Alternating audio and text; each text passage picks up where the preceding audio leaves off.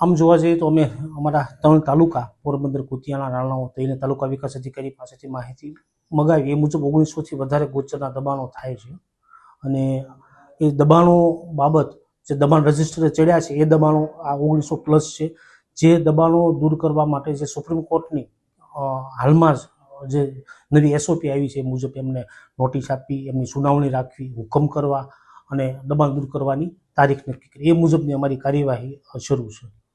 દબાણકર્તાઓનો અમારો action plan છે. અમે જે સંબંધિત TDO સાથે વાત કરી, TDO સંબંધિત સરપંચ અને તલાટી કમ મંત્રીશ્રી સાથે પણ વાત કરી રહ્યા છે અને સ્પષ્ટ સંદેશ છે આવનારા 3 મહિનામાં એક્શન પ્લાન બનાવી 3 મહિનામાં આમાંના મોટા ભાગના દબાણો દૂર કરવામાં આવશે, એવી કાર્યવાહી કરવામાં આવશે. બરાબર. આ સરપંચ હોય છે, તલાટી હોય છે, એમની શું જવાબદારી હોય છે આ બાબતે?